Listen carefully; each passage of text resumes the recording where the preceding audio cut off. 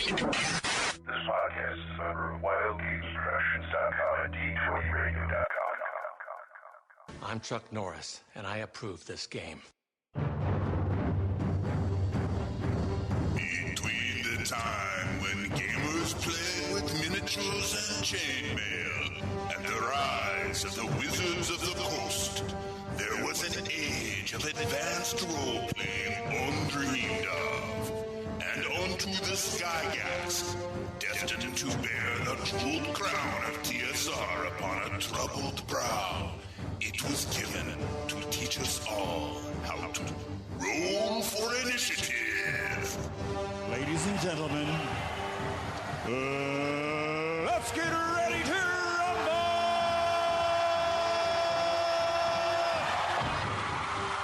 Hello, everybody. Roll for Initiative Podcast, volume number 3, issue 151. DM Vince with DM Matt. Hello, everyone. And Chad. Hey, yo, what's up? And DM Nick. Hey, everybody. We got another show continuing this week along the path of the G Series modules. We're going to be reviewing G2 this week. But first, any gaming news? Matt, what have you been doing gaming-wise? Well, my group, we're kind of in between RPGs right now. We finished Only War, a fantasy flight game set in the world of Warhammer 40K. So we're just playing some board games at the moment, and past couple weeks we've played the Pathfinder Adventure card game. Wow. You do tell. Yes, it's actually rather fun. It's like one of those cooperative deck building games that's like all the rage right now. Basically, you'll pick each player will pick a class, and it'll tell you need these 15 types of cards. Like there's item cards, spell cards, allies cards for your henchmen and followers, weapons, armor, and you mix them all into your little 15 card deck, and then you'll draw a hand of like 4 or 5 cards,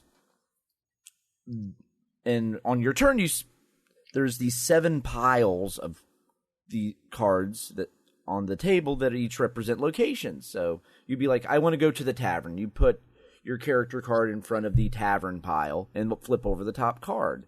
And that could be anything from like an item, another ally, a monster, spells. And you either do combat with it or you make a roll to try to find it. Usually the adventures have a task that you have to complete, either like find this monster between these like 7 piles and kill it, or you need to find so many allies, or it could be even like fetch this item. So it's fun, and you can actually, as you accumulate stuff between like magic items and spells and whatnot, you get to add those to your deck, and then once you complete the adventure, you can keep that stuff in your deck too, so you can kind of level up and advance. And it's a fun little way to get to run through some of the Pathfinder Adventure module series, because the cards in this relate directly to those different adventure paths. So it's a fun game to play. Very pricey. It is Paizo after all. So if you can talk one of your gaming friends into buying it, I definitely recommend it. So what about you, Nick? What have you been up to? Nothing, really. I haven't done anything since Origins. And you know, it's okay. It's this time of year, a lot of my gaming group, because they have families and stuff, they're doing vacations and what have you. So I've been just kind of still going over my stuff from Origins, and just catching up on some reading, really. But I can't wait to get into it. I know we're going to try to get 2 sessions in August for my Castle Greyhawk campaign. So really, really looking forward to that. What about you, Vince? Well, I've had my bi-weekly first edition game that I've been running at the local store, face-to-face, the Reaper's store. Mm-hmm. And that's going pretty well, where everybody's approximately 3rd level now, so they're okay. A couple problem players that are very new to the game. I told you the last time we had some brand new people who are coming from playing MMOs straight to role-playing games. Oh, wow. Yeah, that could be somewhat of a issue. They're fine with playing the game itself. They're just not grasping the whole they're good character concept right now. They're kind of stealing whenever possible, which is fine. I understand that. And they're trying to eliminate and or kill the rest of the party whenever it's possible. So, Okay. Have you thrown any in-character consequences at them? not yet, because I'm letting them feel out the character first, and I'm giving them a chance by explaining, if you do this, it's considered this act, and so I'm kind of guiding them along since it's their first time playing outside of an MMO. So I'm giving leeway to them. Okay. That's okay. I can understand it. Give them enough rope to hang themselves with. Yeah. So if they make up a decision I would automatically consider an evil act. I would tell them, you guys, and they're like, oh, you're right. Okay, cool. Never mind. We won't do that. So they stop kind of doing those things, but they're still doing little things that are borderline, moving them from neutral good over to a different alignment. So I see. Maybe at the end of the adventure, when they go back to claim their reward and fame, they can find out that they're about to be arrested. yeah, very true. Yeah, there you go. Very true. And Chad, what have you been up to? We haven't heard from you in a little while. Yeah. Yeah, it's been really... young man. Yeah, it's been a pretty busy couple of weeks for me, but the main gaming that I've been doing, I'm doing my play-by-post game, and we're still having a lot of fun with that. The characters, who are pretty much all Formites, they have just made their way finally through the Welkwood in Greyhawk, which is, in my world, completely inhabited by, as I was telling you, I think the last time I was using a lot of the fairy creatures, but trying to go more with that old Celtic feel to them, that they're kind of scary. And they're finding out that they're kind of pawns between the Seelie and Unseelie courts, but they finally gotten through the forest to the Tower of the Unknown, because we are doing In Search of the Unknown. Oh. So, yeah, they found a back entrance to In Search of the Unknown, which I know in the module it says that there's a secret back door that you can never use to go into it. Never ever. Yeah, it's in there, but I look at it this way. Instead of a secret door, I made it a kind of a drainage tunnel in the hill itself underneath the tower, and then there are the catacombs underneath the tower, which are for the unknown. And basically, there's like this iron grate that stops it up, and the thief got herself stuck in the bars, but they managed to get her through just now. So now we're waiting to see if she can get the rest of them through. Cool. Yeah, so it's been a lot of fun. So they're braving the halls of Quest. And something like that. I don't actually use that name for it. It sounds a little too Aztec Mayan-y for my taste. But, hey, this is the beauty of having your own game campaign, is that you can take from these old modules, which are really great frameworks, but then you flesh them out, and you don't have to keep everything. You can treat it like a salad bar, as I say. You can take what you like and leave the rest behind. That's right. Rearrange the rooms as you want, and it works great. Do you rearrange the salad bar too, or? I usually just sneeze on it. Yeah, because he lives on the edge. He has no sneeze guard. I'm an edge kind of guy. I say sneeze guards be damned. I'll take them. That's right. Gross. What's this chunk in my... Never mind. Just call it a crouton and move on. Exactly. But it's slimy. So we got Gen Con coming up next month. Well, this month, I should say. By the time this comes out, it'll be August. So about another half a month, we'll be at Gen Con. Yeah. Chad, you'll be there, right? This year, I won't. Can't make Gen Con this year. But, I've been really getting an itch to get back there. It's been a few years since I've been to Gen Con. So we'll have to see. For this year, my conventions were GaryCon 6, and I went to Nexus, and I have Gamehole coming up in November. I think that's probably going to be it for me this year. But who knows? Maybe next year. Will the rest of Dead Game Society be representing there? Or? Well, I know that Michael is actually trying to cut down a little bit on conventions because he just made a move to Kentucky. And so, the investment and time for all of that, I think he's focusing right now on his work. And Colin has been really involved in Nexus. I don't think he's going to be able to make Gen Con. But outside of they'll still be hitting a few cons, but I think this year, with work and everything, they may be. I know Michael for sure, but I think they may be ramping it down just a little bit, probably only for 1 year, but they'll still hit one or two, I'm sure. All right. I know Matt will be going to Gen Con. Yeah, I will be there. I'm heading up Wednesday morning, the day before the con. So that way I can get acclimated to Indianapolis and all the glory that is Gen Con. Yes, Indianapolis, you need to get acclimated to. This is a hostile environment. Yes, it's it's like Gamma World. Yeah. There's steam coming out of the sewers. No, literally, steam coming out of the sewers. Yeah. It reeks. And chuds. Yes. You have to get used to the smell, too. That's why you go a day early. Yes, the smell, the quantity of people.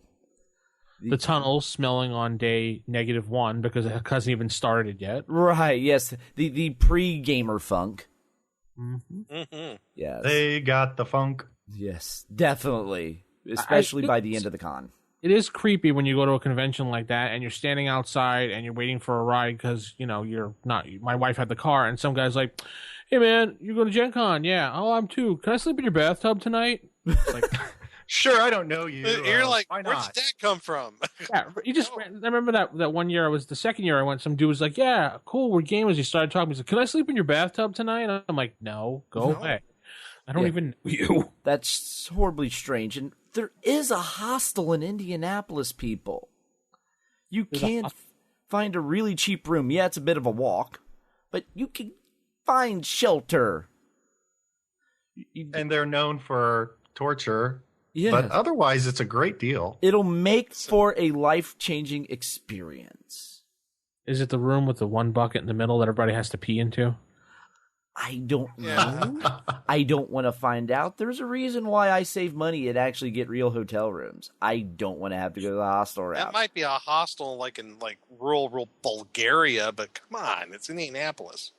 Now, this is Indianapolis. What could be wrong there? Oh, wait, the Canterbury that had sewage backup. Oh, yeah. Yeah. Oh, yeah. The Canterbury that 1 year I woke up and went to use the bathroom and I had no water. Yeah, but it's got charm. Yes, it does. It's very quaint, and walking down those narrow hallways, it's kind of creepy. Kind of like charm, like the Overlook Hotel in The Shining. Yeah, very much. It's kind of like D&D. Yeah. Yeah, it's like LARPing for real. Yeah. Call Cthulhu.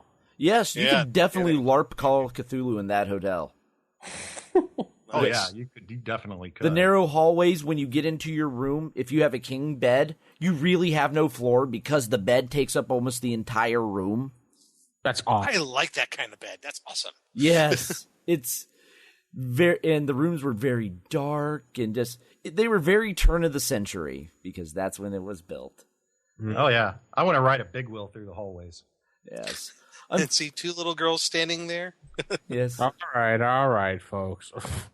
Unfortunately, though, they're renovating the Canterbury this year, so you may actually have full-size hallways. Oh. Yeah, they're doing they actually shut it down for this Gen Con. Really? Because they're remodeling everything. So Kidding. Yeah, so I expect some of the charms of the narrow hallways and microscopic rooms with the oversized furniture may not be there anymore. If it's not such a great place to stay, then why stay there? The service is terrible, amazing. Actually. I mean, it actually, there have been some years I've been there that the Canterbury's been really nice. It's just an older hotel, and, like anything else that's older, it's got some issues, it has its the plumbing's charm. old. Yeah. And I couldn't stay there. If they don't have Wi-Fi, I'm not staying. oh, jeez. Actually, I'm just imagining the scene from The Shining where the woman gets out of the bathtub, except in this one, Vince shows up in his room and he sees that one dude getting out of the bathtub. Hey, man. Sleeping in your tub. Yeah. Nope. Dude, you should next year. You should go on the Gen Con forums prior to Gen Con and say you have bathtub space available for someone to sleep in. And here's the thing: people will respond and go, "Yeah, oh, that'd be great." I bet I could probably sell the bathtub for $200. You could could. You could probably get a nice little amount of money, especially if it's attached like Weston or something like that, or Crown Plaza, or like right across the street. People pay good money to sleep in your bathtub. Can I sleep on your floor, dude? No, go away. People sleep in the closet area. Are you kidding me? Yeah, get one of those nice little sliding door closets where the floor's kind of long. Yeah. That's a hobbit-sized space. You open your closet to get some clothes and a hand reaches out with it. Yes. Thank you. Thank you, thing. No problem, man. Moving along now. Moving along. Since, Chad, you weren't here last week, we did a little bit of discussion about D&D 5th Edition next coming out in the basic box set. Mm-hmm. You have any thoughts on that? Do you have a chance to take a look at it? I have not really had a chance to take a look at it yet. I know I probably will get a chance to look at it when I go to Gamehole. I believe there might be some people doing some 5th edition or at least previewing it at Gamehole. But I, to this date, have not had a chance to look at it. I've heard a lot of mixed reviews. A lot of people say, yeah, it's just like the old 1st edition. Other people say, no, it's not. No, far from. It is a good game for people that like a lot of options and like to have, their attention span taken up by what they can do over their course of their turn. It's not anything like the old box sets, nothing like 1st edition. It may What about 5th edition? I mean, 4th edition. It's closer to like 3rd/4th. It has all those things in 3rd and 4th that most people don't like. So no, isn't the basic set rules they're out there free for free on PDF, right? On Wizard's site. I haven't checked it out yet. I should be fair and download it and take a look at it just to give a fair assessment. Yeah, take a peek at it. I mean, it's an interesting read. It's just, you won't like it. I can tell you right now you won't. But go into it with an open mind and see what you think. You won't like it. Now go into it with an open mind. No preconceived notions, but you'll think it sucks. Yeah, you'll think it's utter crap and you won't like it. But really, give it a chance. I will not think it's utter crap. I will say it's just not for me. I don't like things such as healing surges for fighters and things like that. So they kept the healing surges? Yeah. There's your MMO stuff. All right, I don't need to check it out. That was enough for me. It's not during battle. It's one of those, if you get a 5-minute rest, you can do a healing surge type thing. I don't like. So once again, I'm seeing the health bar zooming back to green again after every fight. Pretty I don't much. like those things. Player characters are never supposed to die, ever. Yeah, well. Don't you know that? I swear, it's like, I don't know if it's the game designers today, or I don't think it's the game. I think to some degree they're probably dictated to by the game companies what the companies are expecting. But at the same time, I don't know if it's the game companies or the players. But who is it that just cannot handle their character taking damage or their customers' characters taking damage? Well, beats me. Yeah. People that think Darker Dungeons is real. No, it's more about they want to coddle you. They want you to feel like that this is you're special. You're gonna conquer no matter what. Yeah, and you're special and everything. Well, doesn't that kind of take away the element of not just fear but adventuring? Yeah. I mean, if you take away that whole thing about risk and the potential of your character dying, I don't see what the point is. I mean, it's a lot like going to the grocery store. Yeah. So they summed up character creation. I looked in our forums. Doc Mindwipes summed up character creation. He said it's very 2nd edition like. Okay. I can handle that.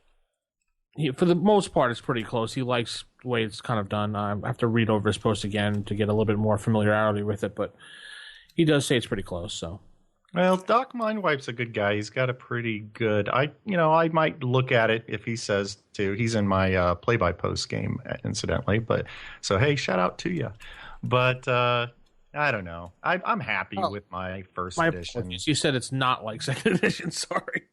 Oh, okay. Well, in that case, that's just more reason to stick to my beloved 1st edition. My apologies. I thought he said it did, but I don't want to misquote him. So basically, it's good reading on the crapper. Well, yeah, okay. Okay, I can handle that. Download it and read it on my little thing while I'm doing my best. Assuming you run out of toilet paper.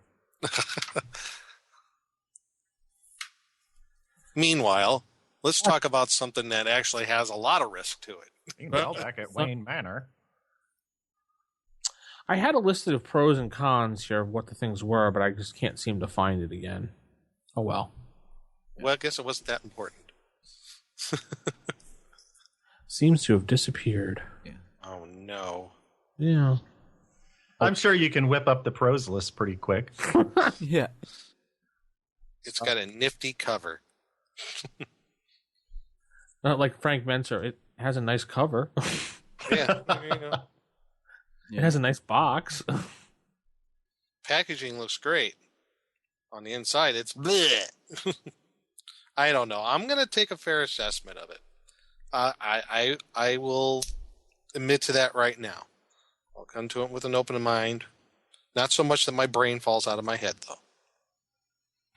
If I run across a group that's playing it and that I'm friends with, and that and there's no way of talking them out of it, then sure, I'll give it a shot. Wow. Yeah, if you're a masochist, sure. Yeah. Okay, got a question. You're a level 1 character. How many experience points do you think it takes to advance to level 2?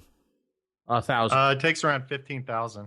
1,500 actually. No. Sorry, take a 0. 300. What? Yes. What? Oh, you know what? I was saying for first edition. 300? Yes, 300. Well, they want you to feel special, and nobody likes being first level. I'm surprised they didn't just remove first level, and you get to start at third. It goes 300 to get the level 3's 900, level 4's 207, 2,700, 6,500, 14,000, 23,000 for level 7. And it's all one universal table, isn't it? Yes. Oh, So the DM is like, all right, you begin your adventure. Hey, congratulations, you've all leveled. Yeah. Yeah, no, you pretty much, if you do the obligatory barroom brawl, you're going to level. Yeah. You meet in the tavern. Okay, we're going to beat the crap out of area. Okay, you leveled. Fantastic. Yep. Oh, my God. Oh, wait, I guess you couldn't have players fighting each other because that wouldn't fit within the challenge table? The only problem I have with the entire thing is they're calling it D&D Basic, and it's not D&D Basic. Yeah, I'm done. That's Well, right. they're taking it back. No. We need to take it back. We're taking it back. Fans have gone to calling it 5B right now. 5B. 5 Basic, 5th edition Basic. 5 bleh. I call it 5 PC. Yes. Correct edition? That's right. Mm-hmm. I really don't have anything majorly bad to say about it, but it's just not my type of game, that's all. Yeah. Because just I'm skimming through it now, and it feels like it's a 3.54 hybrid. If you took out the tactical combat of 4th edition, hey, look what we got, a game. Hey, if you took out the game from a boxed edition and put your first edition stuff in it, you'd have a game too. Yeah. With good art. Oh. Yeah. Actually, I did think of a use for those 4th edition red boxes. When your red box gets a little too beat up your original one, you could use that box to hold your books. But it has Hey. on it. That's right. Actually, I like the art in first edition too better, so I don't know. But it has the Wizards logo on it, Matt. That you print off a sticker. That can be scratched off. All right. Well, tangent averted. Now let's move on, and Yes. let's head into our segment Table Manners for tonight. Typical. Of all the evil creatures in the world, I'd like to find one with table manners. What are you kidding me? I spent years cultivating the worst table manners on the planet. Table manners. All right, now for table manners, and we're going to be covering Module G2. The Glacial Rift of the Frost Giant Jarl. So, continuing on with that G series of modules, and then we'll do G3, Fire Giant King. But just to kind of another overview for everybody, Module G2 was printed along with G1 and G3, approximately 1978, where that G series that encompasses that whole Drow and Queen of the Demon Web Pits, that whole campaign arc that's become the, I don't know, the gold standard for probably all other campaigns to live by. Yeah. So, yeah, I think so. The way it goes, it's seamless. The way it moves right into the D series with the Drow, and then eventually into the Q. I won't call that a series; it's only one adventure. Well, but just into the final adventure. Yeah. Right. I've always started out with the Temple of Elemental Evil series, Village of Hamlet, and such, and you can literally take a first level character and move him all the way up past 10th level. Yep, you can. You can definitely do it. And this is sort of the G series is kind of that.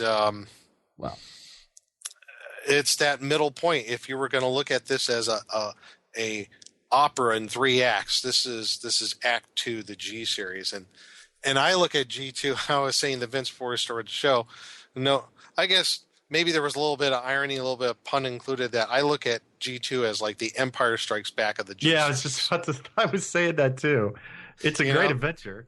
Oh, yeah, it is. But a lot of people consider it, of the G series, the weakest of the series. Now, maybe as far as plot wise, sure, it's not exactly the strongest as far as plot, because like in G1, you're discovering what is actually going on. You're just getting into the initial throes of what's going on with the giants. Who is this Aklavdra person? And how are they organizing all these different races of giants? So now you're getting into, okay, we're going to investigate another enclave of giants, particularly the frost giants. And the module starts off as your player characters either find a map from the previous adventure, or you found that that magical chain that you loop into a figure 8, and you're teleported there. Okay, so that's how your characters get there. Now, one of the things I like to mention about this module is, after reading through it, I could be completely wrong in this, but I think, in my opinion, this was the first adventure that I think that was made to where the environment of the module can be potentially deadly. Yeah. And very deadly. If you fall off the rift, I think you're taking D10 damage for every, or no, D6 damage for every 10 feet you fall. You're looking at what? I mean, a bottomless chasm of ice. You're well over 100 points possible. Maximum. Well, yeah, they do max out, but that's a very good point. You know, one of the things is the rift itself, because you're not going into technically an enclosed area. You're going into basically an ice canyon, a canyon of ice and snow and rock. Right, and you can only see, I think they list in there at the heights, you can only see 30 feet because of the blinding snow. Yeah, snow, occasional like fog, mist, clouds that kind of billow through the place. Now Gygax indicates that when the characters go into the rift, there are when you're going across the ledges, they're covered with ice and snow, and each turn the party moves along, there's a 1 in 6 chance that a party member has slipped and fallen, and 3 in 6 chance that a character falling will continue and slip and slide off the edge. Now, depending on where you're at when you fall, say, for example, it's right at the very beginning, it's a 250-foot ledge, so you're take that times, divide it by, what is it? It's 10, it's D6 for every 10 feet, so divide it by 10. Well, actually, it's going to max out to 10 dice of damage. Right. Because what it says in the module that your maximum is it's at 10 dice because the cushioning effects of the snow below. Still, the cushioning effects of the snow with the jagged rock in it. Well, yeah, but there is a max out on the damage. But still, even then, if you think about it, and I'm sure this has happened, I know it's happening with my character, and I know it's happened to other characters. You're fighting along, and you're moving, and you might have a random encounter in one of these ledge areas. You slip and fall. In fact, I would say even as a DM, you might want to exasperate the die roll. Maybe it's a 2 and 6 or a 3 and 6 of actually slipping and falling. I mean, you might have already taken damage, and then now you're going to take another 10d6 from falling. They could potentially kill characters right off the get-go like that. Oh yeah, and when I'm running it, I would say I wouldn't even really do the 10d10, the 10d6. I would simply give them one more chance to catch themselves or have somebody else. And if they go off the deep end, literally, I'll give them a percentile chance to live. Yeah, I would maybe factor in dexterity as well. If you got a high enough dex, you might get a modifier. Maybe maybe above 14 or 15, you might get a +1, or however you want to do it as a DM. Because that's one of the beauties of first edition AD&D. Use whatever you want as long as you're consistent with it. Right. So exactly. Yeah, it's like in Dragon Magazine, Frank Mentzer in issue 70, page 13, he actually wrote about falling damage. Yeah. And he talked about giving a saving throw to get half damage because he proposed a different system of damage that was cumulative, as in you take 1d6 damage for the first 10 feet, then plus another 2d6 for the next 10 feet, then another plus 3d6. So at 30 feet, you're taking 66 damage. Right. And which makes sense because you're going faster and faster. Exactly. Yeah, so with I'm sure it makes sense, but this is a little more. I think in this module, what the system they have here is a little more giving. Because that's a killer right there. But here's the thing: if you go through this module and you look at what the players are up against, and it says in the intro to the DM.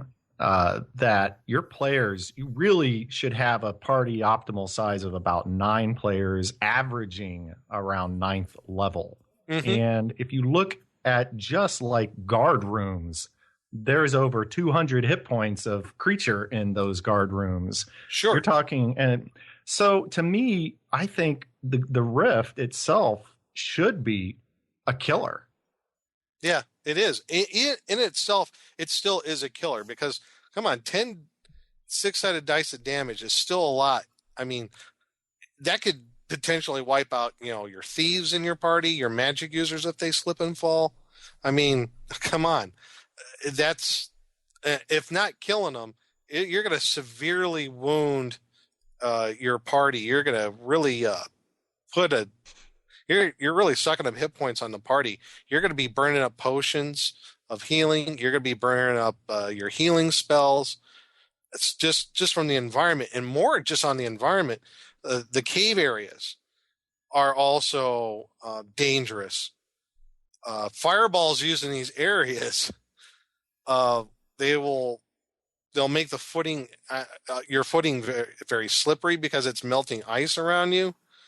And for 2 to 5 turns after such magical fire is used, and I'm quoting here, the area will also be filled with a thick fog, which will reduce visibility to, 5 inches or 5 feet actually. Mm-hmm. So yeah, I'd put in the possibility of cave-ins too, cave collapses. So yeah, and there are some places here where there's some cave-ins. So I don't know if I would. So magical fire, fireballs, your what else? What other magical? Lightning bolts. What about a lightning bolt? I think a lightning bolt would do something similar.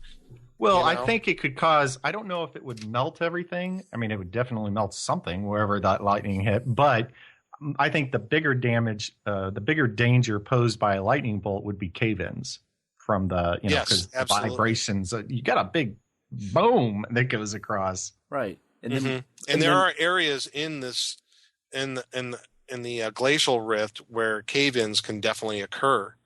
So just in itself, I think it's very important to note that the environment itself, you're talking about ice and snow and the possibility of slipping off those ledges. Use of magical fire could be dangerous because it's causing melting effects. It's making things slippery.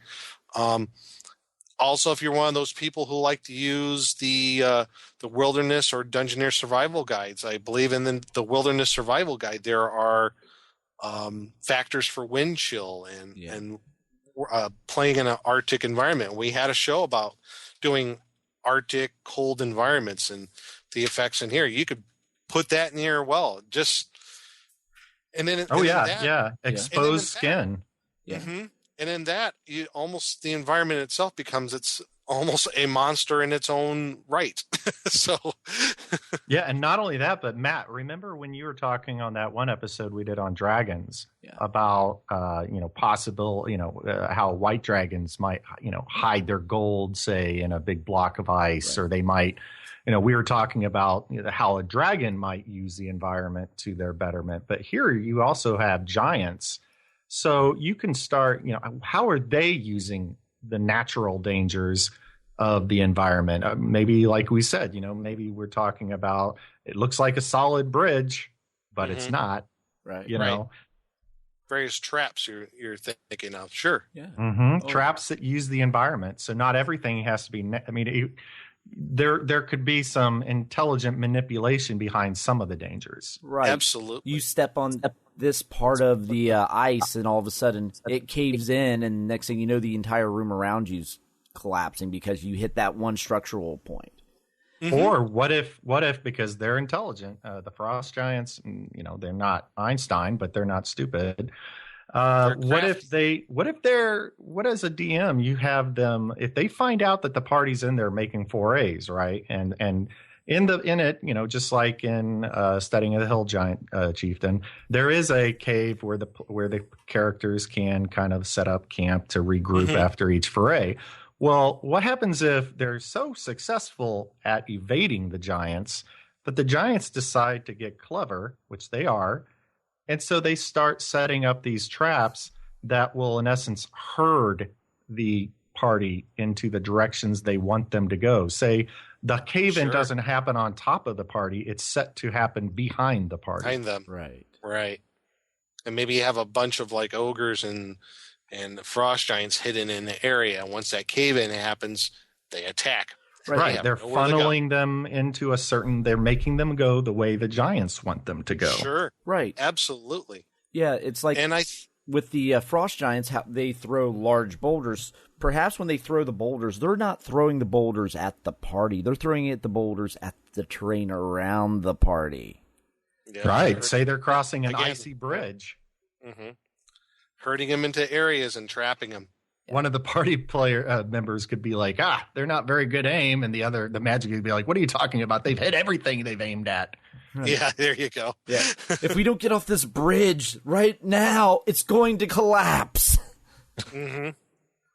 So be like Sylvester Stallone in Cliffhanger. Yes. Yep. So kind of going on with that environment thing. So you go into the rift, and there are some. Yeah, you run into a few giants depending on which way you go. You're either going to go left or right. But one of the areas that Vince definitely wanted to talk about, and me too, is the ice cavern where there's the 8 frozen and mutilated corpses. Basically, isn't that great? Used as a warning to others. Nice totems. Yeah, again, using your environment to your advantage. In this case, a psychological thing. Oh, what would be a really cool way to use those? I was just thinking, remember the beginning of Indiana Jones and the Raiders of the Lost Ark, right? The very beginning, they move a branch or something aside and they see that carved face. Oh, yeah. That's right. And it freaks everybody out. What if these blocks of ice are covered in snow?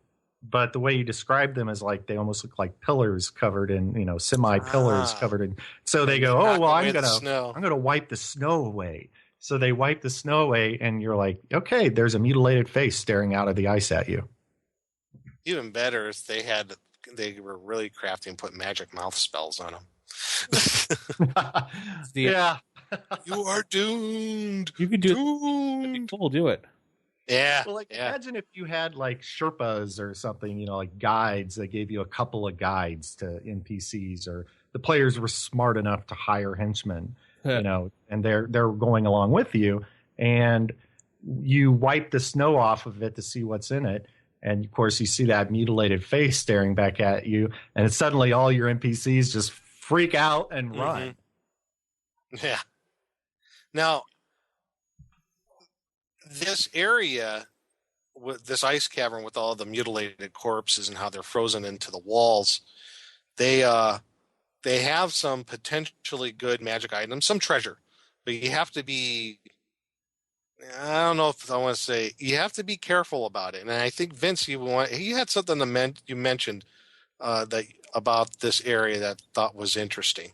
Well, to get the wonderful items that possibly could be there that your players don't know about, you have to kind of chip away at these ice blocks to get it out.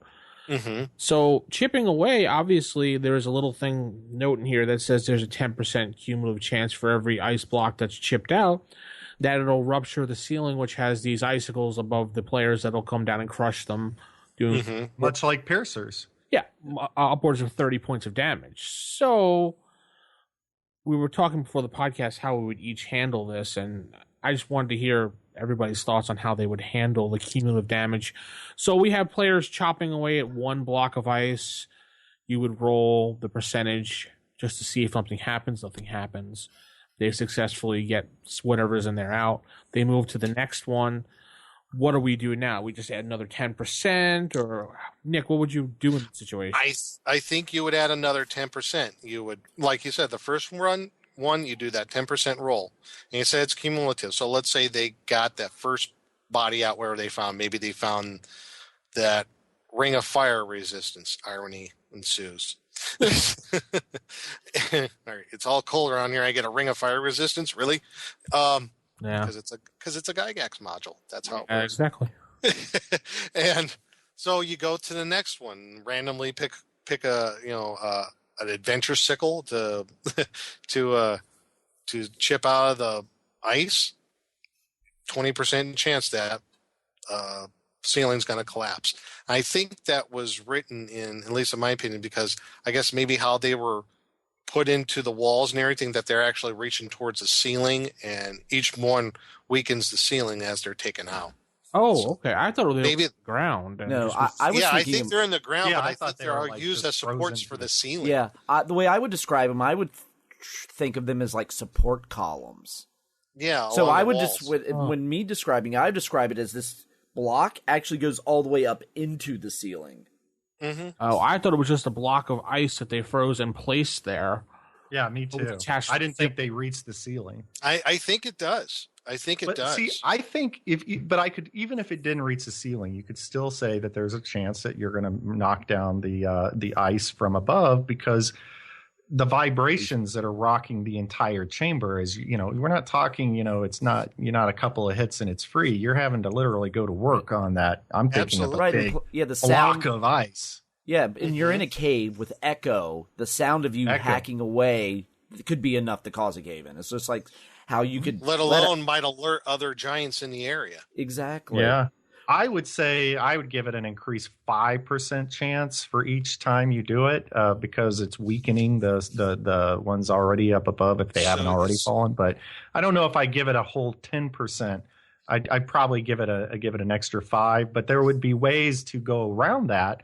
For say, if you wanted to, what if the players said, well, I'm going to chip away at it, but the way I'm going to do it, I'm going to throw my cloak over it so I'm muffling the impact. Okay, I guess you might be able to think about things like that. Sure. Or maybe That's you a cast possibility. silence around. Oh, there's a good one. You there could you cast go. silence. That would go around it. Mm-hmm. Or you could do what Ernie Gygax did, which is somehow chip the entire base and then just throw them into a bag of holding until they thaw out. That'll work That is too. literally why he created Kona Cold. Because when he played with his dad, every time they would throw a fireball at something or a lightning bolt, Gary was very, very firm about destroying the magical items that they would get. So Ernie said that he came to his dad one day and said, can I create a spell? And Gary said, okay, let's see what you draw up. And he drew up Kona Cold. And he said, this is great. It doesn't destroy any items. What if it made it so it dropped the internal temperature so low it made them brittle to where you could shatter them? Well, if you thaw them out, though, wouldn't they get their tensile strength back? Yes, they would, but I'm just saying though, when that initial handling, you need to not. Oh yeah. Well, I don't know. I mean, You're metal. putting science into my fantasy game. Stop that. Yeah. I'm talking You more got your like science in my fantasy. anything that's You're not putting your necessarily metal. fantasy in my science. Hey. Science. She blinded me with science. It's just Oh, a show. no. Sit back and relax. Yeah. Well, I don't know. I mean, I would say steel. I'd say certain items maybe, Right. but I don't think it's dry ice. I don't know. It's magical ice, and fireballs are hotter than regular fire. So- It's a good question. Yeah. It's a good point, Matt. It's something that you could do. Like, say you were to freeze someone, the insta freeze, and you knock them over. Maybe they shatter. In carbonite? Yeah. Yes. Think Sub-Zero from Mortal Kombat. Or Mr. Freeze. Yeah. You missed the freeze from the Batman movie. Anyway. Freeze. Moving along. So you have that ice cavern. And there are a few other places on the upper half that are points of interest. There's a couple of caverns that are kind of together where there's a whole bunch of ogre mercenaries, about 16 of them. Then you have, I like this area. It's area number 12. It's the lower bone cave where ice toads I have love that taken room. residence. Where the ice toads, there's this, I guess, huge reddish, purplish amethyst stone that's kind of shape of a toad, and the ice toads worship it. Yeah. So Sathagura. yeah, I love that. I thought that was a pretty cool little thing. I was like, oh my gosh. I didn't think ice toads were smart enough to do that. Apparently these ones are.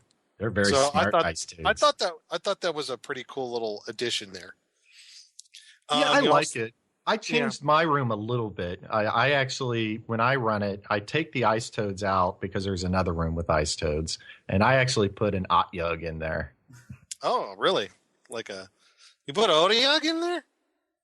Well, I guess they need a bathroom area, huh? Oh. Nick. Gotta go. You gotta go. Yeah. Well, I also like the addition of the Yetis. And there's a Yeti that fights with a +3 Frost brand sword. Irony again. This is going to do no good against giants, but what the hey? Maybe that's foreshadowing into the future. You know, maybe the next Well, they're adventure. setting you up for the next adventure. That's yeah. exactly what's going on there. So, Yeah. Although it is, I give them kudos. It's the only event module I know of that features the Yeti. As far as I know, yeah, you're right. So you have that ice cavern. That's area 13, and then you also have the barracks complex. That's the meat grinder, really. You have, let's see, 10, almost 20 frost giants you have to contend with in the barracks complex. And their average hit points are around 50. Yeah. So that's the one that could be a potential killer. Yeah, that's like the equivalent of in G1 when you go into the feast hall and they have all the different giants having a feast. Mm-hmm. So when you think you're all done with that, you hopefully defeat all those frost giants, and you move along to an area where there's a rune on the floor that says there's a warning. Mm-hmm. So if you know frost giant or you have comprehend languages, you know that this is a warning rune. A Then good beyond reason to that- get comprehend languages. Yes. And the only 10 feet beyond the west bend of the cavern, the walls appear to be covered with old, rough ivory. It is full of brown mold. Not good. Not good. And there's a decomposing body. They don't really give you the species, but I like to assume it's a frost giant since they Yeah. saying, I would "Don't say a go frost this way." giant too. It's like, this is why we don't go here. So now you got to deal with maybe brown mold, which, sucks away heat from you. So that's a potential killer right there. Mm-hmm. And then you have a few more frost giants, and you have the visitors' caves. And I thought were interesting. I believe these are areas 24, 25, and 26 in the upper area. So you got some hill giants. They're from the Hall of King Snore, who you've probably taken out previously. So these might be escapees. And who knows, maybe Snore escaped. Maybe he's with them too. You could run it that way too. I mean, that the potential of that happening could is there. Then you have another visitor's cave with 5 stone giants, which kind of leads into another potential adventure, which we'll talk about, I think, later on. That was made by someone, a great fan of the G series. We're gonna do, and yes, and there are some fire giants here too. So you have a little bit more of the. You have some ogre magi too. Yeah, that was another one I was going to mention. The Ogre Magi, and that's on, I believe, the next level. Oh, yeah, you're right. You're right. Yeah, but that's... I also found interesting, though, on the first level, is the emissaries also bring various gifts that they're gonna give to the Frost Giant Jarl. But one of the things I found is the white pudding. I love that white pudding. White pudding. Tastes like vanilla. That is Area 29. And that's in the Rift area itself. There's a few other areas that they are in the Rift area where there could be, where these basically the white version of a black pudding. And I thought that was kind of cool. Yeah. And then you have the real nasty in the Rift, the Remor has, where he has his own little domed area that he's made for himself. And it wasn't until years later, when I'm looking at the picture of the Remor has, you look in its mouth. I didn't see Yeah. I didn't notice till like years later. The feet. That those are 2 feet. Oh, he's eating somebody. It was almost like initially I thought it was almost like tonsils, and then I'm like, oh, he ate Bilbo.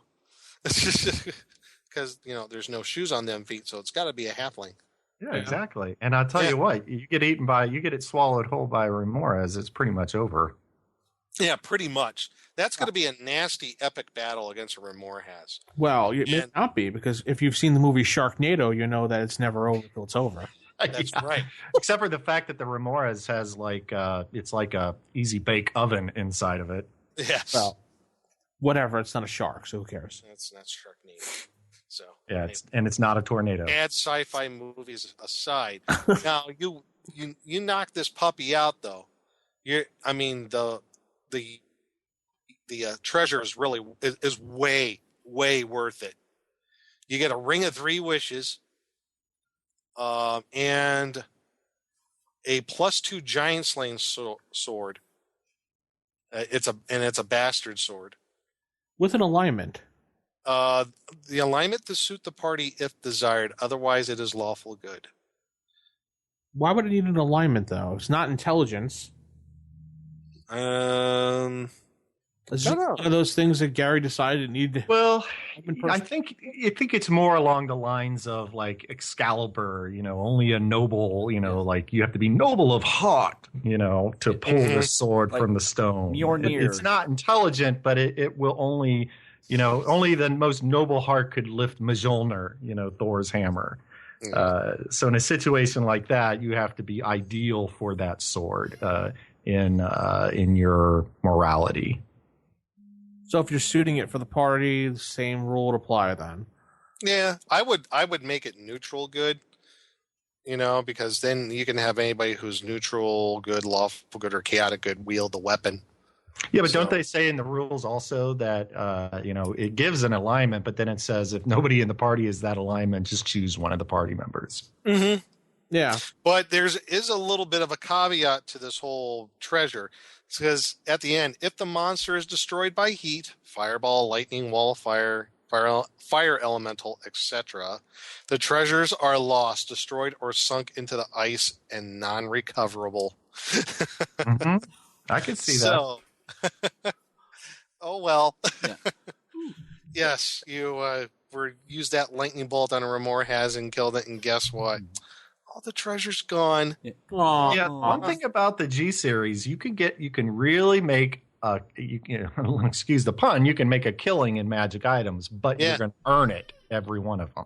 And you got to be careful because some of this stuff could be lost in the ensuing battle. Right. So that's the first, I guess, call level, plus the rift itself of some pretty cool key encounters. Then you get to the lower areas. And right off the bat, Area 2 is where another potential TPK could happen, because you don't have one dragon in this area. You got two. You got a mated pair, folks. Ancient dragons. Yes, large, ancient male and his medium-sized, very old female wife. So, luckily, these are the dragons, which are they're white dragons. So the chance of having magic is pretty small because they're not that smart. And these two are not that smart. So, still, it's two dragons, folks. Yeah, and always remember, it's your campaign. Like when I run my campaign, they're smart because I don't have stupid dragons in my campaign. Right, but I mean these two do not have magic capability, luckily. Right. Unless you choose to make them give have it that. to them. Yeah, because I actually think they're kind of underpowered. Yeah, I mean, if you think about it, I mean, yeah, you're gonna tailor each encounter to your party. You know their strengths and weaknesses, so you want to make it not necessarily a cakewalk, but you want to make it a fairly decent challenge. So if I remember correctly, and I'm going to look this up real quick in the monster manual, I believe that dragons of all different types, they have a magic resistance. Oh yeah. Especially that age, I believe they do. And also remember that it says that the male dragon surprises party on a 3 out of 6. 50% of the time, they're going to be surprised. The last thing you want is a surprise dragon. And right. The female surprises even higher rate. Yeah, and here's the other thing to consider. Just getting close to the dragons, I mean, as we were saying earlier, they're probably very clever, and they probably manipulated the environment around them so that you're not just going to be able to walk right up to them, and you may go across a patch of ice that's only about half an inch thick but covered in snow or something, Actually, their magic resistance is standard. So I think I'm thinking of like second edition dragons where they do have. Yeah, I use the resistance. stats for second edition dragons. That's one thing I do. My dragons are a little more nasty too, because I also give them attacks for like a wing buffet or a tail lash. Yeah, just like out of Dragon Magazine. Yeah. That's the one. That's the chart I use. There's a chart out of Dragon Magazine back in the day where they give all those sorts of special attacks. Then, which gives, in my opinion, dragons a little bit more. A little more of an advantage towards a party, because I mean, you got the whole subduing thing that's going against them. So, yeah, I take the second edition dragon stats, but I give them the type of attacks that you'd see in that one dragon issue. Plus, like I said, I don't have stupid dragons, so all my dragons are genius or above. Oh, okay. So you do. When I say stupid dragons, I mean I don't believe in a low intelligence dragon in my campaign. That doesn't mean you don't have to, but in my campaign, dragons are not pets per se. In my campaign, these dragons are actually advisors, and they're probably doing a lot of manipulating. Right. Like these two white dragons, if you play them straight out of the book, they're of average intelligence, but they're on the low end. So their intelligence is probably 9. All right, which to other dragons means they're very slow. They're morons. So... And yeah, I forgot that the magic resistance for dragons in first edition, it's standard. They have standard saving throws, but based upon their hit dice, their saving throws are going to be really, really good. So yeah, and based on their hit dice, they don't usually have very many hit points either. That's the one. There aren't a lot of things that I don't like about first edition. I like the game more or less the entire thing, but I never did like how they handle the dragons, and I did think that was something good they did in second edition. So yeah, if I was running this, I would make definitely the dragons a bit of a more of a challenge, but also maybe keep it in mind, maybe they just had that huge battle of all the. Oh yeah, but here's the thing too: if you can get through a room full of 16 giants, 2 of these dragons aren't going to be that big of a. They're going to be, So that's another, of course. Yeah, that's another reason why I like the dragons to be as tough as possible, and I like the players to a little more beefy. Realize, more beefy, and they're using the environment to their advantage. Sure, and they will. I would play them, if not necessarily smart, but crafty like the giants themselves. Mm-hmm. And they got a pretty good treasure yield out of that too. Quite a bit of I don't know, say a lot of coinage, a lot of different types of, I don't know, knickknacks, but jewelry, gems, some magic items, set of black +3 chainmail, which is pretty cool. Yeah, that's cool. +2 dagger, potion of fire resistance. Irony again. Yeah, and that's not the first time we see fire resistance items in this module, which is all ice and snow. Yeah. Mm-hmm. So that's your cavern with the mated pair of the dragons. So I don't know. What would you do anything different, Vince, on the dragons themselves? No, I would probably play them intelligently like Chad does. I don't have big creatures in mind that just go do do do do do and attack. I wouldn't. Yeah. I agree. In my game, like I said, they're the real brains behind what's going on with the frost giants. Now, they're the ones who, they're not overall the brains. Obviously, we know later on that the whole thing is coming from the drow, but they're the ones in direct contact with the drow, and they're manipulating the Jarl, who is in turn sending orders on to the hill giant chieftain. So if you take out the dragons, you've taken out a large portion. It's Jarl. Jarl. Okay, you're right. I did like a bunch of Norwegians. Yeah, frost giant Jarl. But yeah, if you take out the dragons, you take you've made a big blow against everything that's happening in it, and it actually beefs up the importance of G2 considerably. Like we were talking earlier, it makes it a critical piece of the series, because at least in my game, by taking out the dragons, you sever a lot. Anything from any hill giants that are surviving, and really all the frost giants, they no longer have their major connections back to the drow, because the drow in my game are working through the dragons. Mm-hmm. Okay. And that's one way you could play. Absolutely. Now, another area that I thought was interesting, and I think even has more of a potential TPK to the party, is the guest cave with the ogre magi. Because you got 5 of them. Okay. And just to remind everybody, these, they're Japanese ogres.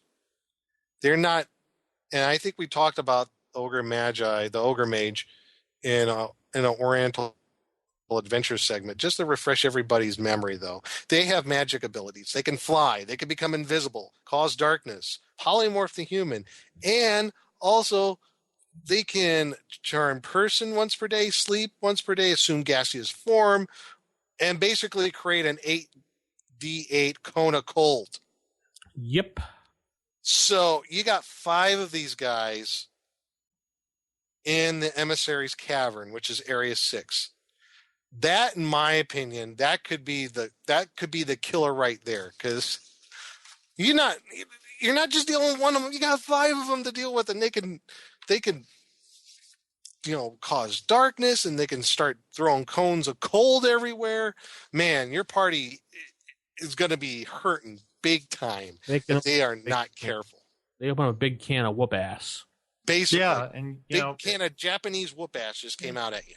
I actually debated whether I would use them in mine, because essentially they're oni, and at first I didn't want to use them. I was thinking of creatures I could substitute with them, because I don't like my genres or my I like everything to match. But then I started thinking about it, and if you had something like an Asian based creature there, smart players should be looking at that and saying, okay, they're not dressed like anything I've seen. This is completely foreign the way. I mean, even the giants, they dress in a fashion that Western, I guess you'd say, fantasy is, familiar with. So smart players should be looking at this and saying, how far does this thing reach? Because these guys are obviously from a different part of the world. Mm-hmm.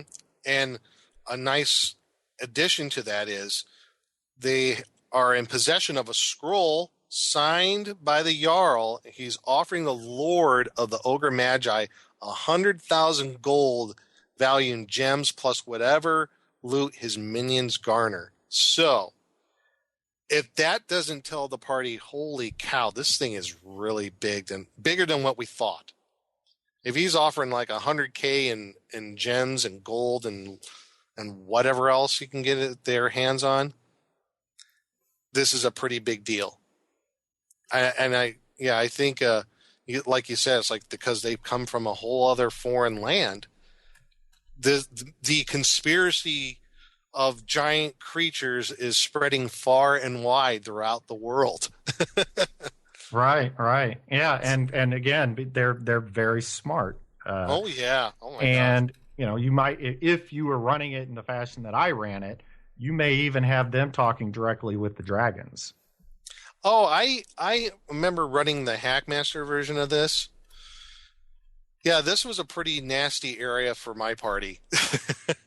Because one of the leader of the 5 Ogre Magi in this area had it was a magical pike. And it's a what the heck is it? It's a all pike of speed. So it's like a scimitar of speed, but it's a pike.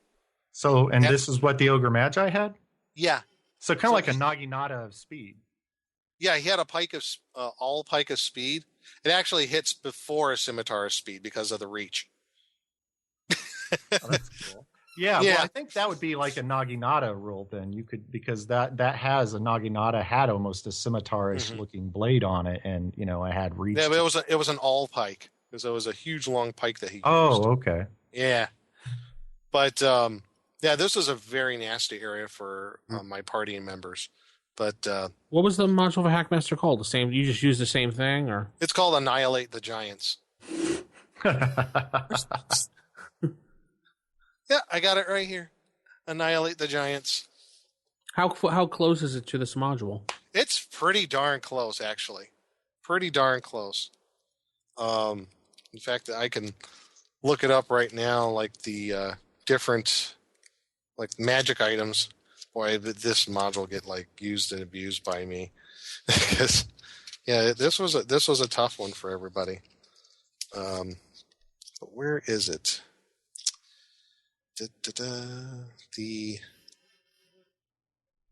Here's, and then it renamed some things, but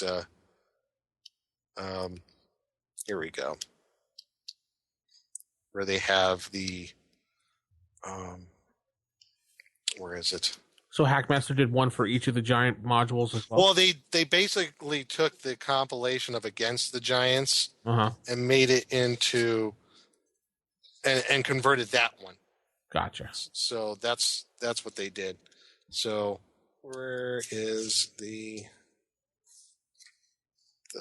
area where they ran into the? Gosh darn it! I can't find it. No, about it. No big deal. Yeah, but it was an all pike of speed. So they didn't like that, but they got it. They did get the magic on, and we're like, well, this is the coolest thing ever. But speaking of other magical items in this particular area, though, I like that box of holding. That's very cool because it's like a Chinese puzzle box. Yeah, I thought that was cool too. I thought that was really neat. And irony ensues because you can find 2 potions, one of them of Frost Giant Control. Yeah. And a Cloud Giant that's Strength good one. to bring to a peace conference is a potion to control your. But hey, what if the Ogre Magi? I would have that potion hidden well because maybe they brought that to get a good. That tells the players an important thing too. Mm-hmm. Maybe if the negotiations were going to go bad, we're going against the Ogre Magi, they might try to manipulate things. And if they're willing to do that, if they're willing to manipulate relations here. So the Ogre Magi was going to, drink the potion and say, these aren't the droids you're looking for. Yeah. All right. I think you want to give us 60%. Yes. You want us to give us 1 million gold pieces. I want to give you 1 million gold pieces. Move along. Move along. And a necklace of fireball missiles, which is great to have, but again, like we talked about, could be potentially dangerous in this environment. So, moving along in the lower complex. So you have that emissary's cavern. Again, you got a whole bunch more of ogres that you have potentially moving into the servants' quarters. There is over at the Great Cavern Hall of the Jarl, though, Area 11, there is a watchful frost giant, and he's armed with a ballista. So I just imagine this guy wielding this thing like, say hello to my little friend. A little bit of humor. Sorry. Oh, yeah, which to him would be like maybe a longbow. Or maybe a short bow. But still, he's standing there holding a ballista. I love it. Yeah, well, actually, it'd be like a crossbow for him, wouldn't it? Yeah, pretty much. But you're aiming this thing at it's going to do how much? 3 to 8 hit points of damage. It's like shooting a harpoon at somebody. And if I were to adjudicate this, I would say it reloads as a normal long heavy. Yeah, crossbow. I'd give him. I would probably say it reloads as a normal crossbow because it's being wielded by a frost giant. Yeah, right. So, then you have some more other frost giants guard area. There's some fire giantesses and some ogres that work in the kitchens that cook the food. There's a kennel with some polar bears, which I thought that was interesting. And then there's the trophy hall. I like the trophy hall.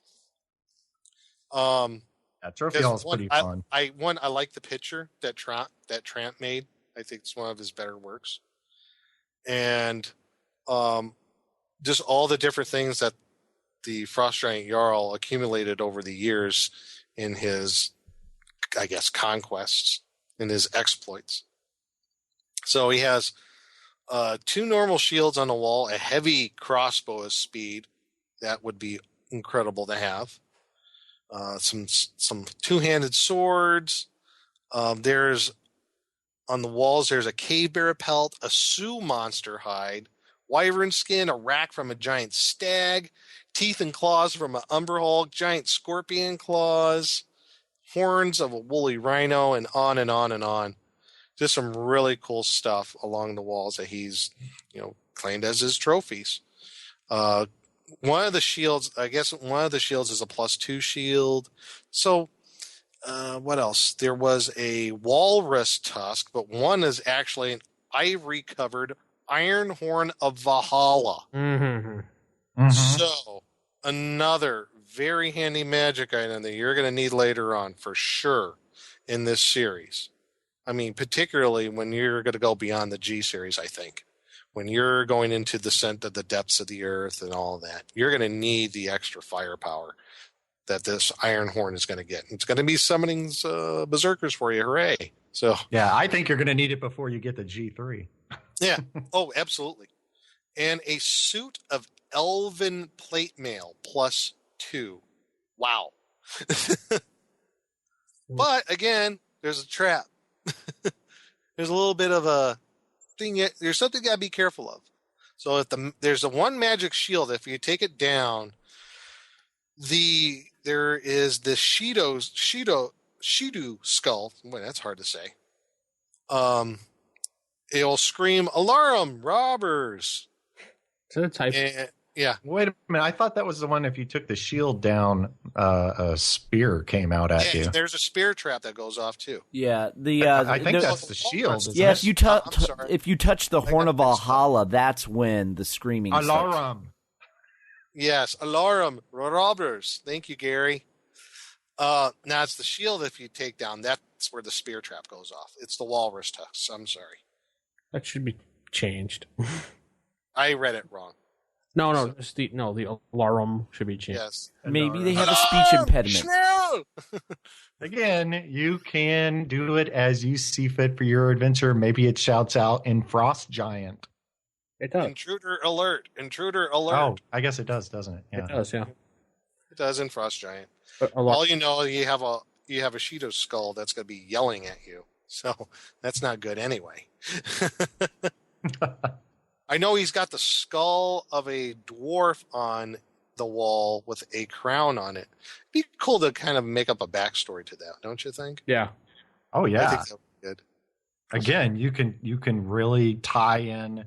What if? Because one of the big complaints I always hear is your reasoning for being in these adventures. Well, I would say if you're a dwarf, maybe you're there to recover a lost king or something. Well, you just found out what happened to him. Yeah, there he is, mounted on the wall. I think your wish will be granted somewhat. After we do G3, we have G4 through 9 we're doing. Yeah. Which kind of does side treks and backstories to a couple of things that happen in these modules. Mm-hmm. By the infamous Thorkhammer. Yes. Thorky. Professor Thorkhammer, and I think he goes by something else, Thork. So anyway, continue, Nick.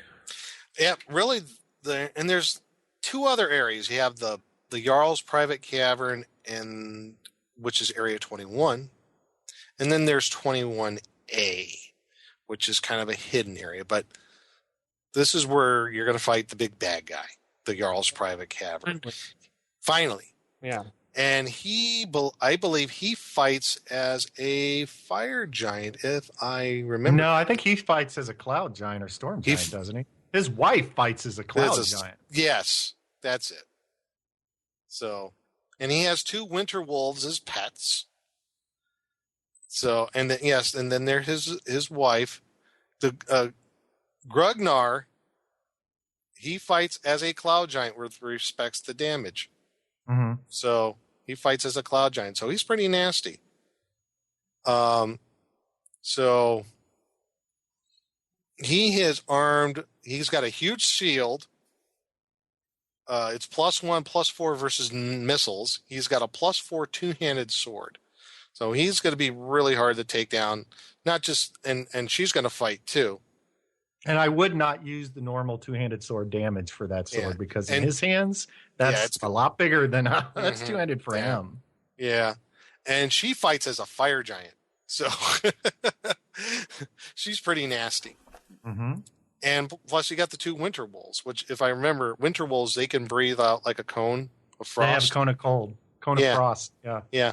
So you got that going against you too. But again, treasure yield could be really, really good here. 8 potions, speed, extra healing, delusion, storm giant strength, poison, oil slipperiness, healing, and human control, and a bunch of gold and gems. And giant socks in box 4. Yeah, there you go. And then they come across, there is a bed, a small table, chair, 2 stools, a chest, trunk, various odds and ends of clothing. The walls are hung with pelts and rugs of no worth, and there is a trunk that has a secret drawer. And there's 6 parchment scrolls and tubes. So there's a curse scroll.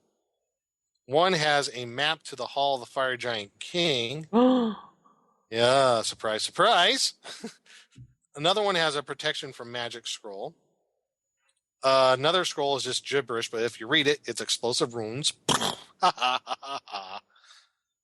And there's a scroll with 2 spells. Yes, I like that first one.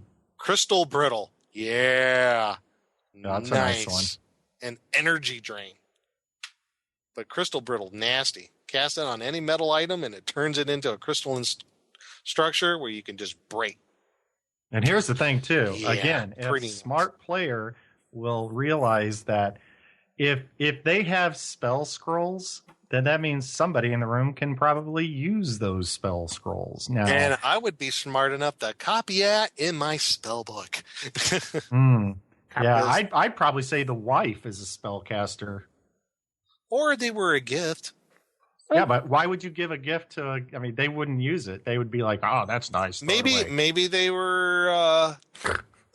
Maybe they got them off some adventurers that they killed. Yeah, possibility. I'm a firm believer that magic items aren't there to just be gotten; they're there to be used against the party. Okay. Yeah.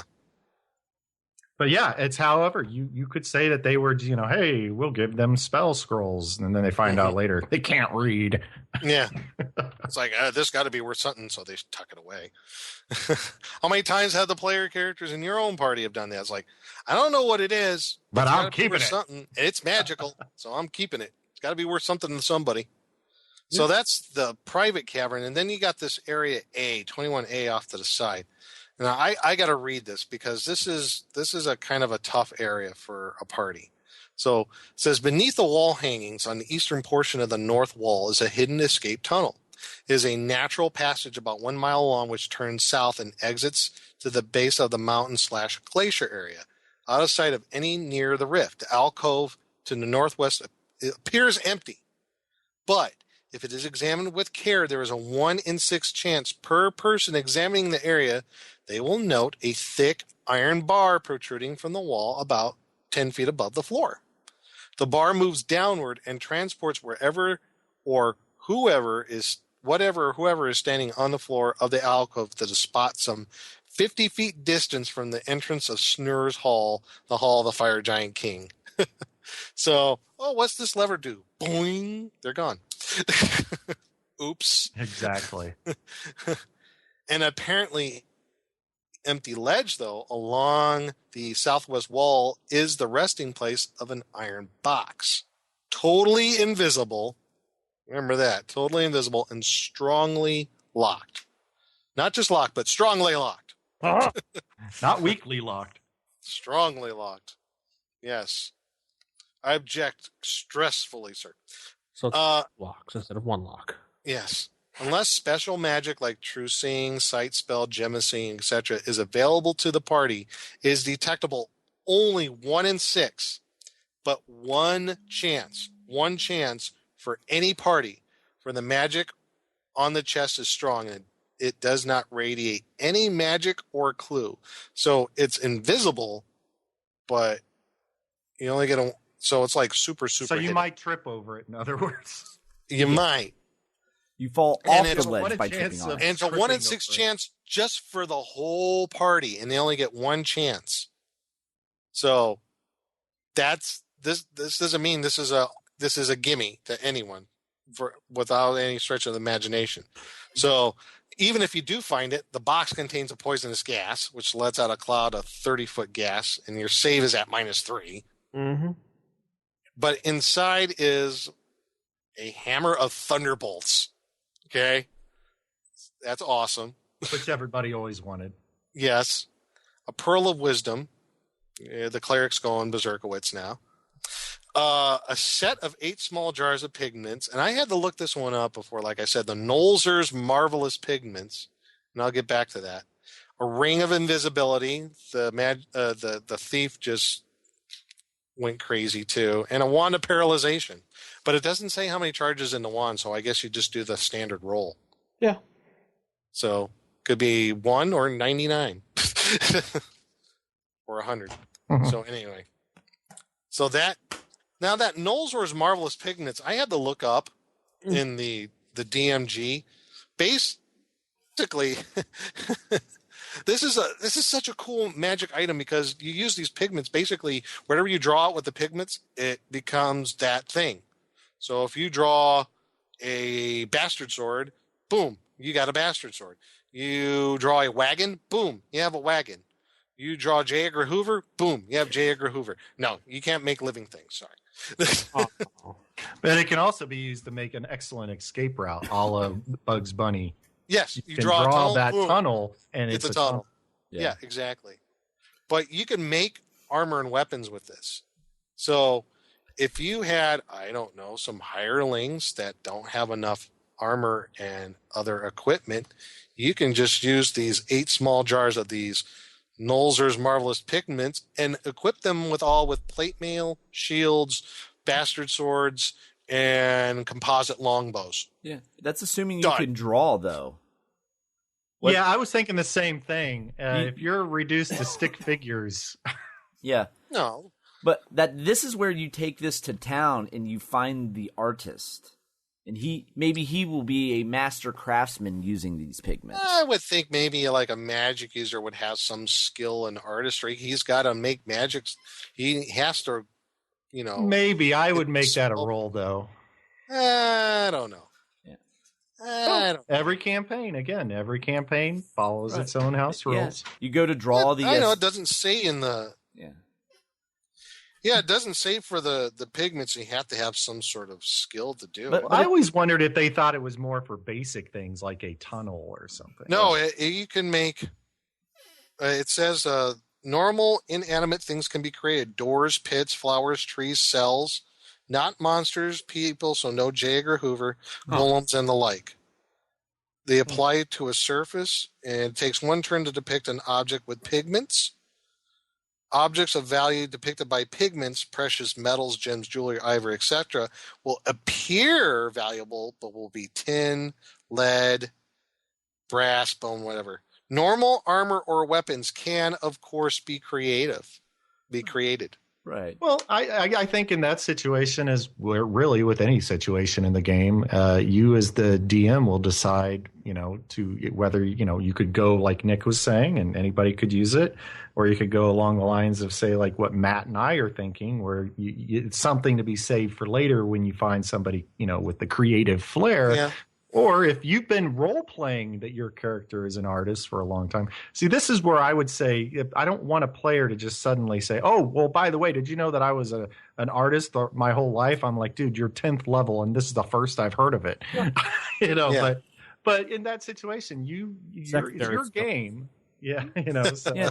Now, maybe if you were a bard, I would be like, okay, you might be able to draw. I'm thinking also going to lines just because the pigments are magical. Whatever you use in the draw with them. Well, maybe whatever you see in your mind's eye, the pigment depicts on the possibility. ground. It's magic. Yeah. I mean, that's the kind of the angle I was going with. I might have to side with Nick on this only for the simple fact that magic users have to have a steady hand to draw and copy things into a book. So they would have some basic artistry skills. Well, yeah, but I don't know how much art there is in writing. Well, there's a difference. They have to be able to write the symbols, but they have to. For this, you need to know perspective. You need to know. I don't know. You need to know the parts of like plate mail, so you don't leave out like a bolt. A magic user would not know that. That's why I was going with the angle. Pigment is magical. Whatever you're thinking in your mind, you draw. The magical pigment depicts that. Yeah, for me, it draws from that. Thinking too much into it now. Yeah, for me as a DM, it's far funner to make them roll or have them you draw. Want to screw the players.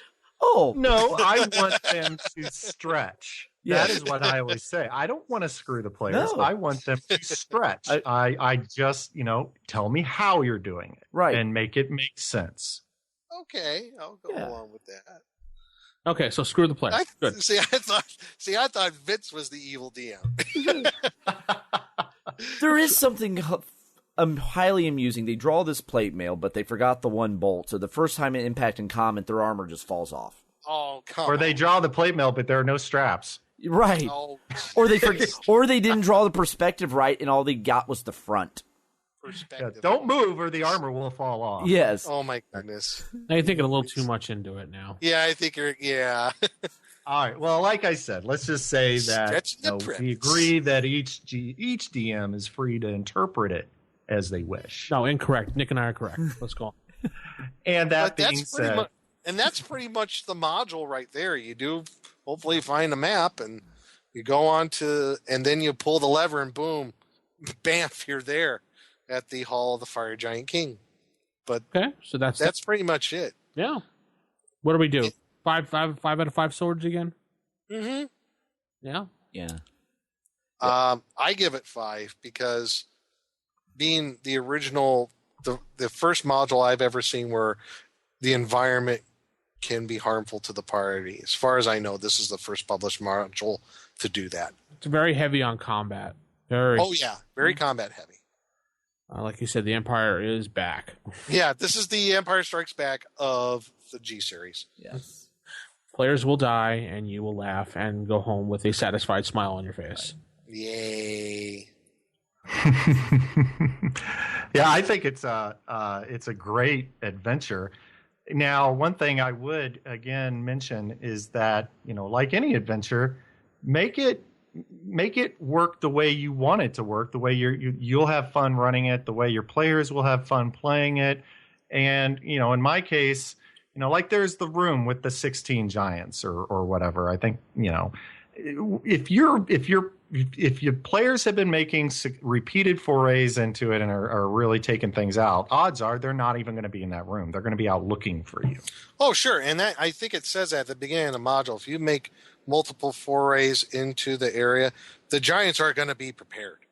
Right. Oh, yeah. And part of that is the players, as the DM, remember, if your players are just going in and literally going right back, say they hit room A, B, C, down the hallway, then they decide, we're going to go back to the cave, we're going to rest, we're going to, and then they come back the next day and they decide to hit D, E, and they keep doing this. The giants aren't stupid. I get when they hit, by the time they get to F, the giants know that one's coming and there's a big ambush waiting for them. And that could end the adventure right there. But you know what? In the case of party members who are just, so many people I see playing against the giants, I've heard a lot of people complain to say it doesn't make sense that you can't really win it if why would you be able to? I always say, look, if you go into the adventure and you're just trying to kill everything in every room, then your odds of being victorious, at least in my game, are probably pretty slim. That you have to treat it more like surgical strikes. Don't go in and try to massacre the giantesses and their children. Save it for rooms that matter or look like they matter, and try to be random when you go into it. Feel free to. If they want to go, they're free to go in guns a-blazing. Oh, sure, they can do that. And as a DM, if you feel fine just letting them do that, and the giants are just gonna, it's your game. And I'm just saying, in my game, that if I was running that game and the players did that, I don't know if they'd ever make it to the second. I agree. I agree 100%. You got to play the giants smart. Right. And don't be afraid to manipulate the fact that you have all these giant emissaries out there, right? And the Ogre Magi. You have potions of giant control, and not to mention the natural distrust. I mean, the cave giants aren't even totally firm yet on the alliance. Right. They're trying to feel out whether this is even going to be successful and in their best interest. You could totally start creating dissension amongst the giant ranks if you play it smart, manipulating them against one another. And I like the idea of taking out some of the ogres and putting ice trolls in there. And I already said I took out some of the ice toads and put Neot-yugs in there. Mm-hmm. You can move things around so that even if your players and you listen to this show today, it's not like they're looking at you, the DM, now smiling, saying, well, we know what to expect. You could smile right back at them and say, really, you don't know anything yet. Right. You don't know jack, pal. You can't handle the truth. You can't handle the truth. Yeah, I mean, but yeah, definitely these are things that I think that's important to think about when you're running the game, is just use common sense. Yeah. From both ends of the table. Very true. All right, let's head into our last segment of the creature feature. Creature feature. Are you saying that I put an abnormal brain into a 7.5-foot long gorilla? Creature feature theater.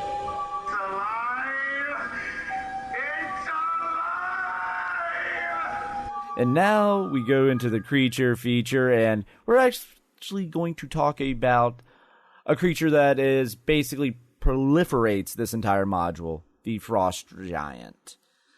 One of the mid-range giants, when you look at their hit dice, they typically inhabit castles, although their lair is large frigid caverns, albeit a large frigid cabin kind of would be amusing. There's also a 50% probability they'll have 1 to 6 winter wolves, because like all giants, they have a chance of having a large pet with them. And that's something that all giants have. And kitty. Yes, kitties. And if you encounter giant snow leopards. Yes, snow leopards, or it's like the hill giants actually have a bunch of different ones.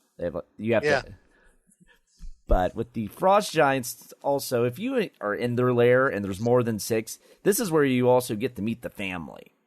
Because numbers 5 and 6 out of the group of more than 4 will be females, and then 7 and 8 would be the young giants. And it says, roll percentile determine size, which is something I was actually kind of wondering about. Because when you go into just in the monster manual, the section about giants, it says young giants will have hit points and do damage according to the percentage of a normal adult male indicated by the die roll.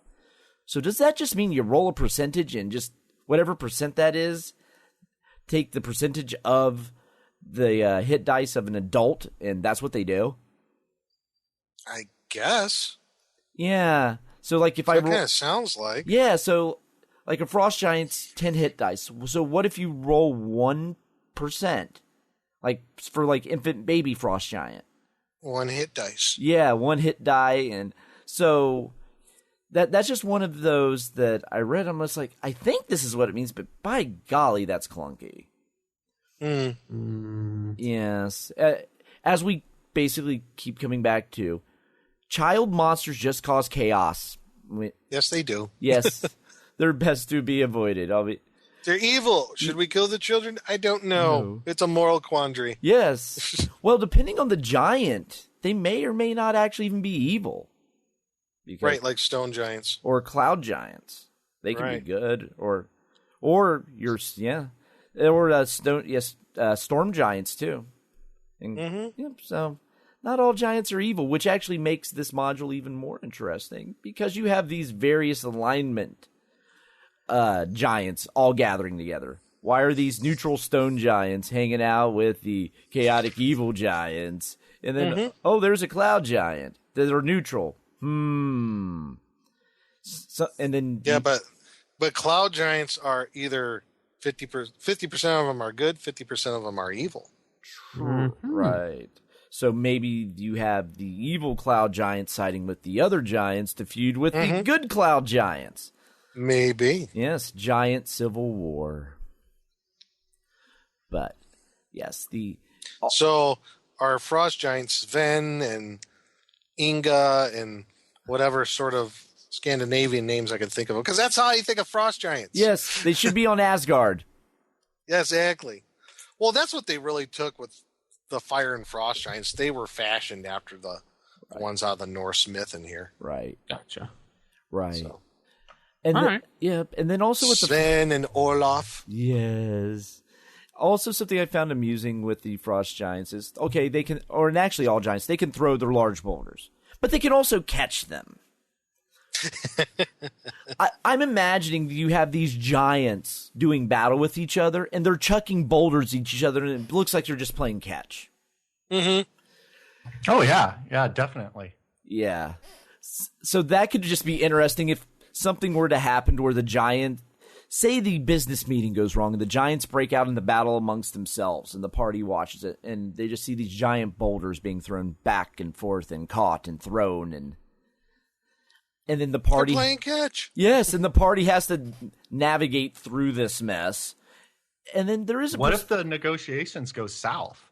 Exactly. Yeah, like what you're saying, Matt. Now they're trying to make their way through the rift, and there's a war going on between the giant factions. So now they have all these boulders flying everywhere, and the various giants do have a percentage chance of dropping the missile. So boulder gets thrown. Oh no, the giant dropped it. Now the party has to start. Yes, the party starts having to dodge these boulders, just for a little added bonus.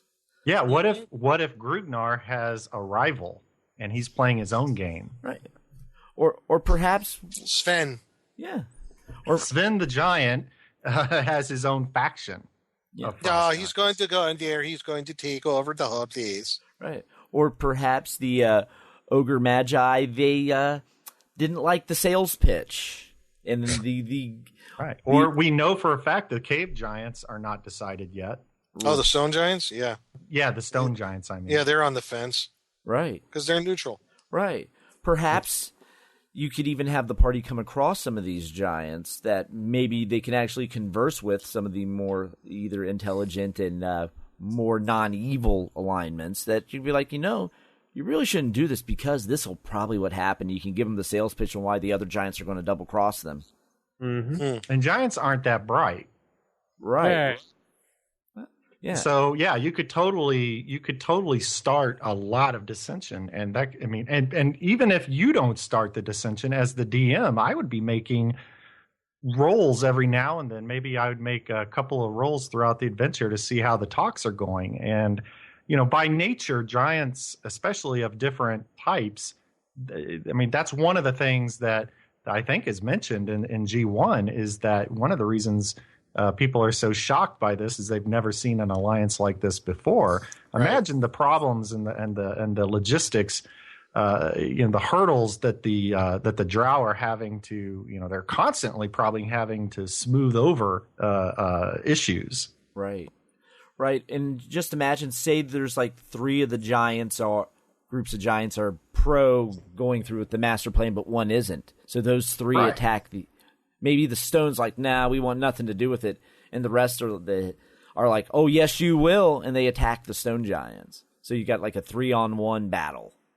Mm-hmm. Yeah, I like the idea of expanding that throughout the, if the DM makes a roll that says, Grugnar just basically got angry and killed the emissary from the Friar Giants, or killed the emissary from the stone giants. Now you have all-out war going on in here, and things are really going to get hairy. Right, or maybe if the party kills the ogre magi, it gets back to their homeland that they died at this base, and they blame the other giants for this. Yeah, I think a smart party could try to use, they could start framing the other giants, for the things that they're doing. Now that you mention it, what I remember some of when I ran the Hackmaster version, one of the things that they did, which was very smart of the party, is they cast enlarge on everybody and posed as either ogres or giants. Oh. Mm-hmm. And they were able to sneak through some areas, which I thought was very smart of them, while also times causing a bit of chaos. Saying one thing, doing another, whatever it may be. So that was one of those things that they did. So yeah, some use the Horn of Valhalla and then cast a giant size on the berserkers. Yeah, cast enlarge on your party. They memorize that spell multiple times, so they can have that available. Yeah, and you could even have some of the frost giants, like I was mentioning earlier. You could have, out of Fritz Lieber, Fafnir, and the Grey Mouser. Fafnir comes from a kind of an Icelandic, kind of Viking, kind of barbarian tribe, right? Well, the women are spellcasters. In fact, they use snow and frost magic. What if the frost giants? What if some of the women are like wise women or whatever, and they're actually spellcasters, such as Grugnar's wife? Yeah. So there are lots of ways you can really, change the dynamics and really flesh out, with the frost giants. And just, I just think it's cool to instead of just making it a linear, room by room, you can really, as a DM, you can watch how your players are going. And then you can, if the players are smart, the DMs should be, right there with them, saying, I'd be like, yeah, I totally can see what you guys are going for, and I definitely think that this would have some impact on the negotiations. Or if, if the players are playing it linear, that doesn't mean just because the players didn't frame something, there's natural mistrust going on. They don't need the players to add any more mistrust to what's already a tenuous alliance. Right. And don't forget the fun of polymorph other. So Yes. say take some of those ice toads, polymorph them into a giant, and when they start acting like animals, all of a sudden, you got a wild card here. We got to deal with these guys. Very, very true. Yeah. So there's all sorts of fun you could have. Basically, and also, I was just going to say, also, don't be afraid to switch up the magic items too. Like a lot of times, players who've already played in G2, they know that hammer of thunderbolts is out there, and they're looking for it. Well, what happens if it's not in there? Right. Well, that's just metagaming on their part, and that's a no. Right, and this is a really good way to take care of that. Right. Yeah, or say they're looking for that invisible box. Yeah, that you feel it, you kicked it, and you just kicked it off the ledge. Oh, darn. Wah, wah, wah. Yeah, exactly. I could see a metagamer trying to rationalize why he's hanging around out there. I'm just walking around randomly.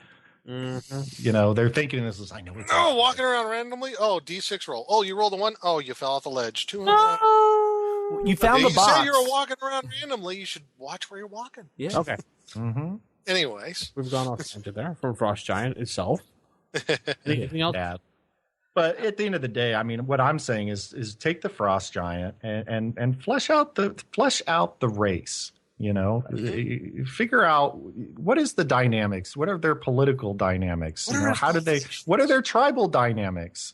Is there, are they the type that there's always a lot of infighting amongst them as a race? You know, and this goes for more than just G2. This goes for any time you use Frost Giants, or for that matter, any other type of at least average intelligence or low intelligence creature. What are their desires, loves, feelings? Yeah, but here's the thing: Frost Giants are they're what I call a tribal race, which means sure you could have Clans. one or two as a random encounter, but if you're going to have an adventure where you have it set amongst a community, they're community based, I guess you'd say, creature. Well, They're anytime you got a community, creatures, yes. Anytime you have that kind of a dynamic, you have the potential. You need to figure out how do they work well together or do they not? Mm-hmm. Mm-hmm. Cool.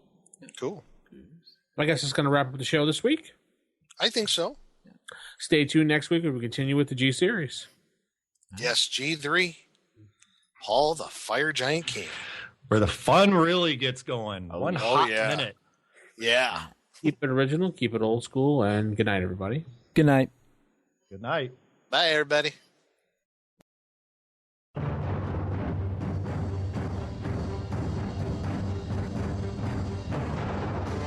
The Roll for Initiative podcast is a production of Wild Games Productions in association with D20Radio.com. You can visit us at rfipodcast.com or contact us on our forums at osrgaming.org or even by calling us at 570-865-4210.